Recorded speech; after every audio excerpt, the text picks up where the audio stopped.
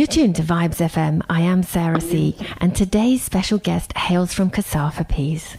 He's a drummer, an award-winning songwriter, a graduate of the Edna Manley School of Music, and a world-class international artist. He's just released an album aptly titled Time and Patience, and he's kindly made some time to talk to us so we can find out more. Mackeehan Solomon, welcome to Vibes FM. Blessings.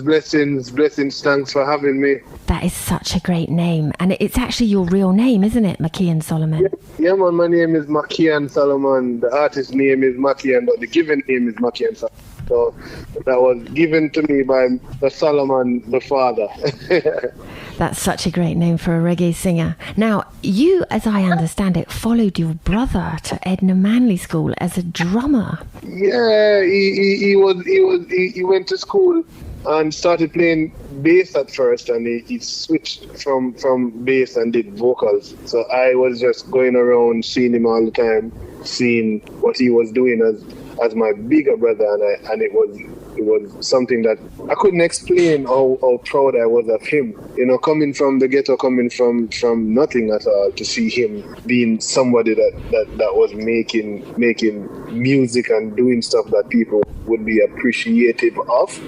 I started to want to be him. So the first thing was I wanted to be my brother until I started gaining my own identity, you know. So did you drum for him? No, you know, after he finished school, I started school when he was leaving. The year when he left school, that was when he was graduating, was when I got into college. Yeah, because so we didn't even go to school together. We were just almost in school together, almost. Okay. But when he left, he went back. He went into the hotel circuit, so he was singing cabaret for a while. You know? It's a tried and trodden path. Yeah. And it's actually no mean feat getting to Edna Manley from where you come from. No, it's actually Edna Manley College overall in Jamaica, for an inner city youth to get into college. It's a big achievement for a family. So for us to have two siblings going to college, it was really great for my family, and it was great for me and my brother, because I think it was us, like the first generation that went to college. We were the first one that break through and went to college, you know? That's so good. And so you went as a drummer, and how did the songwriting happen? While I was there as a drummer, I started doing a lot of singing. I was singing with a band. Even though I was a drummer, I started singing with a band. There was a band, and they wanted me to sing some Bushman. I'm a big Bushman fan, so we used to perform a lot of Bushman, and I met Dwayne Stevenson. Dwayne Stevenson was always a friend of my brother from they were younger. So I met Dwayne Stevenson in 2004, and I started school in 2005. So while going to school, doing the band with the rest of the musicians, he came to me one day and he was asking me if I wanted to write a song, and I told him yes. And he said, all right, I'm kind of busy and I have a lot of songs writing right now, and Jackie asked me to write a song for him. And that's basically my introduction into writing songs for other artists outside of... No way! So the first artist you wrote a song for was Jackie. That is zero to hero in one step. Yeah, it was a song, I still remember. It didn't go big, but it did very well here, and it was playing on the radio a lot. So I remember. Which one was it? A song called "What Am I to Do?" Tell me what am I to do if I've lost the one that I never had? You know, and that was the first song, and it was so. That moment I'll never forget. I was standing in the bus the first time I heard it played, and I was so happy, but I didn't say anything to anyone because no one knew me on the bus. So I was just standing, listening to the radio, hearing a song that I wrote, and I was like, "What?" Oh my goodness! You know, and from there, then I started writing for a lot of artists that was under the VP banner at that point, because most of the writing was done through Dwayne Stevenson or Kenan, which is Dean Fraser. Yes. Kenan. I was around them doing a lot of writing by Mackeehan in studio in Grafton also. So that was where everything kind of came together. So there was a lot of VP from Luciana to Etana, Tarrant Riley, Dwayne Stevenson himself, Jacure, and whoever else I can't remember right now. That was what I did for a while. Yeah, that is a great start though, and I know Sharita wrote some songs as well for that crew. Yeah. Did you all write together, or was it you wrote one and they wrote one, or was it sort of like a camp where you all sat together and vibed off each other? Well, Sharita, we were really, really good friends when we were in college. Actually, we were together for a while, so we kind of fed off each other energy. We were living on campus together, and so it became natural for if I got a song to write, they would have called on both of us, because we were now the couple that was doing all of the writing at that point. Behind the scenes, it was me and Sharita, and then Siobhan was a part of that also. So some of the time it would have been me and Sharita, some of the time it would be me, Sharita, and Siobhan, but most of the time it was really just combined effort on both of us. Like a teamwork. Well, There's a thing I call Divine Right Order, because the next track that I've got queued up is from the album, and it's My Way featuring Siobhan. Beautiful. Now, your songwriting comes in a way that you've crafted a story that's meant to encourage and inspire. And I tell you, never did we need reggae like that more so than we do right now. Yeah, I think my music, from where I'm coming from, I think the only thing that made sense for me was to inspire people to be the best person they can be, the best self that you can find. My music is a representation of who I am, of what I've been through, and the things that I've seen. So if I've been through separation, if I've been through hard times and struggle, I've always wanted something to lean on, and I found music was the only thing that helped me in my time when I was going through a lot of stuff. So I decided that if I am blessed with a talent to sing or write, I would use it only to motivate and inspire people to be the best that they can be. And even before I became a singer, that was what I wanted to do. I've never thought of myself as the only person that can deliver a message. I didn't care if the song was coming from me, if it was written by me for someone else to sing. As long as the message is out, that was all that mattered for me. Yeah, 100%. If we all just tried to make the world a little bit better, each of us, then I think the work would be done, wouldn't it?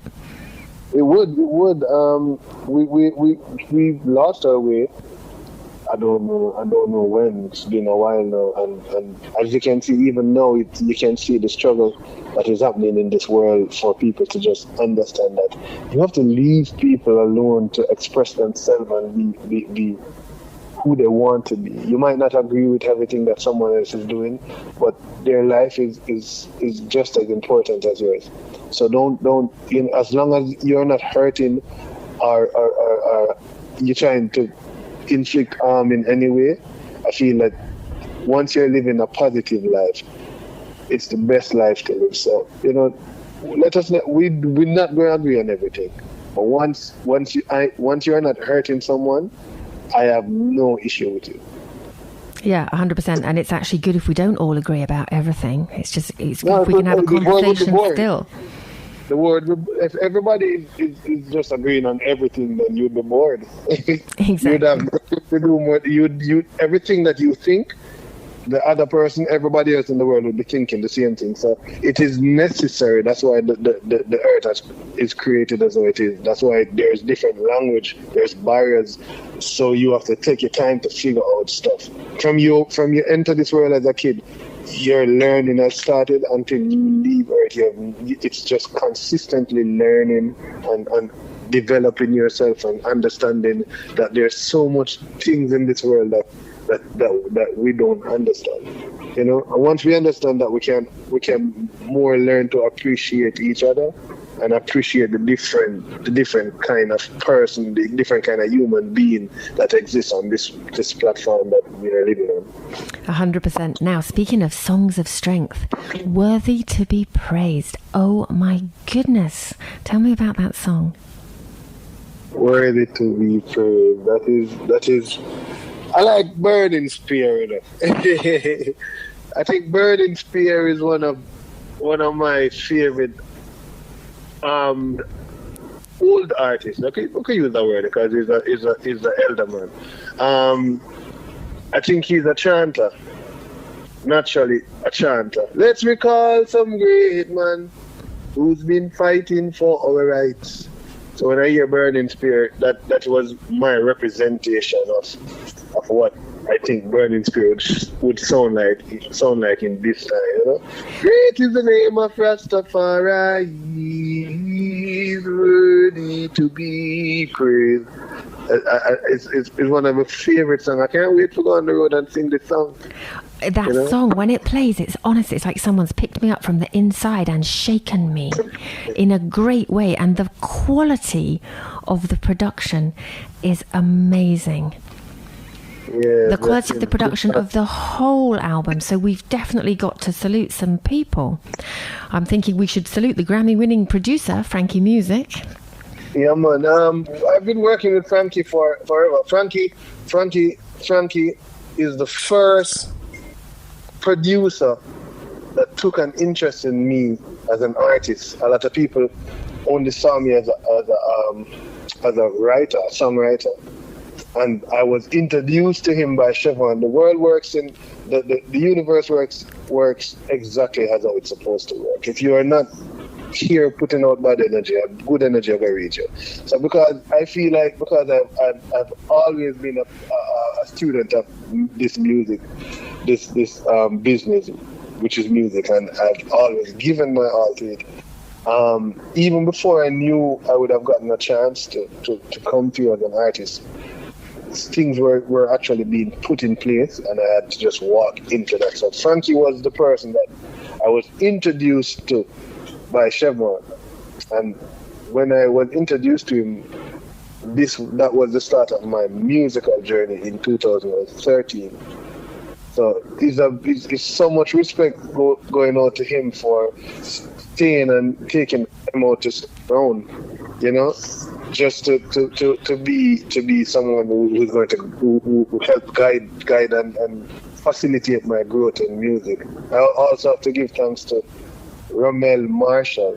He's the engineer for Taurus Riley. He's always on tour with Taurus Riley, so he's the engineer for Taurus. He did the entire album. I think he also really liked my music, and he thinks that I was deserving of the help that he brought when it was needed. So I'm grateful for him. There's also a guy that I went to school with. His name is Damien Baseline. He played almost more than half of the songs that is on this album. He played them. So he produced most of the songs. So with him, Frankie, and me sitting down, we were really just the ones that put the album together, produce it. Give thanks to Kirkle Dove that did some work on the album. Also, he played Rock and Come In, that was Kirkle Dove. And he co-produced Sneaking. Luckily from a born I was a soldier, tell you to sneak in. He's also a co-producer of that song with Frankie Music. So, they came through and they gave the strength that was necessary at the time, And it took a while, because that is the reason why the album is called Time of Patience. I at one point I was flustered a little bit, thinking that things is not working as I'd want it to work. But at the time, the most I taught me time or patience there. You have to wait. There's nothing happens before the time, and you have to know and have the patience to see through. Amazing. You've had some really top quality contribution to the album, but I think karma is only a witch if you are, and if you're a good person, karma can be really kind. Yes, because some people think that karma is only like a bad thing. Karma is good also. Karma's only bad if you are. In both ways. Yeah. And the last ingredient of the secret sauce, if you will, which studio did you record it in? So most of the work I did it in 3 studios. I did some of the work done by Mikey Bennett, that's Grafton Studio. I did a lot of the work at Big Yard, and the rest of the work was done by Tad's Records. But okay. Those are really the 3 studios I use the most. There's a sound that I try to get when I'm working on my music, and I realize that these places allow that sound to come out, you know? Yeah, well, it sounds amazing. Now, the current single is Grooving. So you've got messages of faith, you've got, I kind of call it spiritual love and sensual love. And you've got a little fun too, I guess we'll call it. So tell us about Grooving and why that's the current single. Grooving, well, coming out of this pandemic, at this point, I feel people need something to relax to. Most of the songs that I do on my album, if you listen, it's really more about Rastafari on a spiritual level. Outside of We Pray, we have My Way, we have we have Groove It, we have We Pray, My Way, and we have Worthy to Be Praised. You know, and those songs are really just for spiritual enlightenment. So grooving is just something to ease the mood a little bit and keep it dancing, you know. Yeah, and you've also got quite a few videos actually in circulation, haven't you? And I love the way you use members of the band as cast in the videos. Yeah, I actually did grooving video Saturday, 2 days ago actually. You know, we did the video for Grooving. We have videos for Rock and Commune, we have video for Razor Pay. I try to, because I'm new to the scene, I try to make sure that every song that I do has a visual element to it, because people still don't know me. A lot of people know my music and don't know what I look like, so you know. Yeah, that's right, and those things make such a difference. And again, lovely that at the end of the Razor Pay video you give credit to all the members of your team at the end. I really liked that. Yeah, man. As I said before, there's a lot of people that come through, and as I said, there's a lot of people that help with my music. I cannot say that I have ever done anything on my own. That would be not cool of me. So, I have to show respect to all of the people that will come through and play a part in the growth Mackeehan as an artist. So, you know, it's always important to show other people. Say, hey, okay, so even though this is my video, these are the people that were in it. These are the people that played a part, and yeah. Exactly. And it puts all of us that are going, is that Dwayne Stevenson? It puts us all out of our misery at the end. Yeah, man, and doing it is such a cool bridging to, I've done so much writing for him, but he has done so much for me as a human being. He was the first one who brought me on the road. I've been going on the road from 2007, so I've been also studying the performance elements of music. And making sure that whenever I step outside as an artist, I'm fully prepared to deliver, not just as a singer, but as a performer also. So I've been on the road since 2007. I've been in Europe in 2017. I've been almost everywhere in the Caribbean. I've been in South America. I've been I've been to a lot of places, and that all of that came through the relationship that me and Dwayne Stevenson has developed over the years of being good friends. So he's also a part of the Groovin video, and that is basically, Groovin video is basically showing you like a day in the life of a few friends and family coming together and just enjoying a day in Jamaica. You know? And during these sort of times of pandemic, it's actually been really interesting that you came full circle, and I saw the streamed performance that was done for the Sunday Live JA series. And there was you, Dwayne Stevenson and Sharita, and anybody that hasn't seen that, check it out on YouTube. I think it's done by the Daily Fix team, isn't it? It's also on the World of Reggae. Yes, it's on World of Reggae. That's actually where I first saw it, and then I sort of traced it back. The Daily Fix, it's on a few of the thing. But once you type in Sunday Live Mackeehan, or you type in Dwayne Stevenson Live and update, you'll find the last set of performance. It would be his last performance.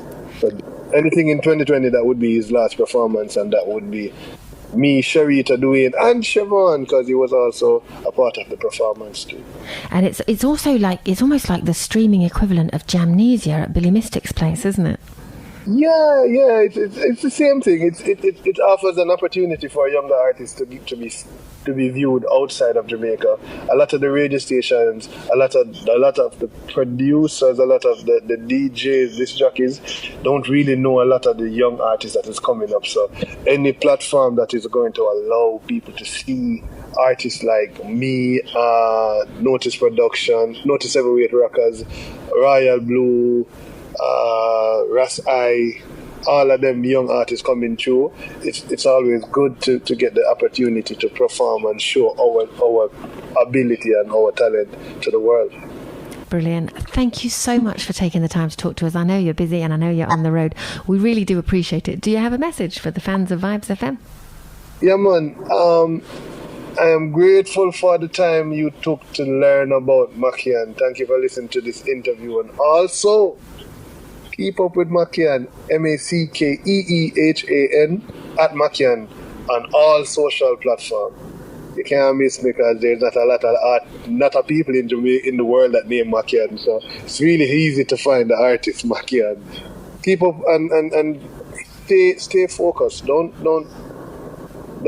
get flustered because of what is going on in the world. You believe in the Creator, whatever you call him, whether you call him Jehovah, whether you call him Jesus Christ, whether you call him Haile Selassie or the first, whatever the name that is given to the person that you look to for your strength. Understand that there's even in the worst time, the Most High is creating a space that is going to be ready for you. So just stay focused and hold on. Mackeehan's new album, Time and Patience, is out now on Frankie Music. Rastafari.